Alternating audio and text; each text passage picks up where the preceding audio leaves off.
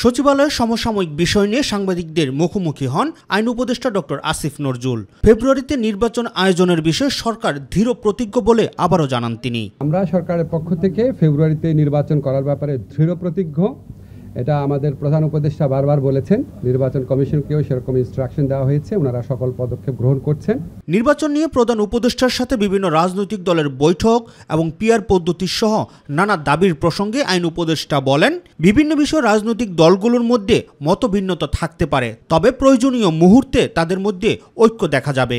আমাদের রাজনৈতিক দল যারা আছেন, আপনার জুলাই গণঅভ্যুত্থানে যারা পক্ষে শক্তি আছেন, তাদের বিচার বিবেচনা বোধের প্রতি আমাদের আস্থা রয়েছে।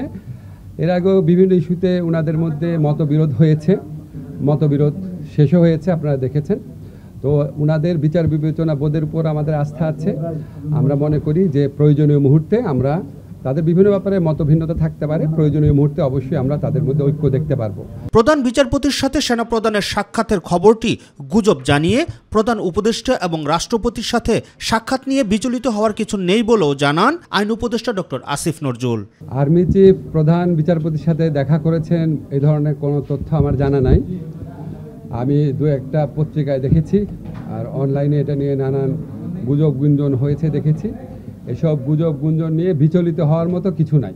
আর আর্মি চিফ আপনার আমাদের প্রধান উপদেষ্টার সাথে মাঝে মাঝে দেখা করেন, রাষ্ট্রপতির সাথেও আগে দেখা করেছেন। তো আমি মনে করি না এটা নিয়ে বিচলিত হওয়ার মতো কিছু আছে। রাকিব হাসান, মাই টিভি, ঢাকা।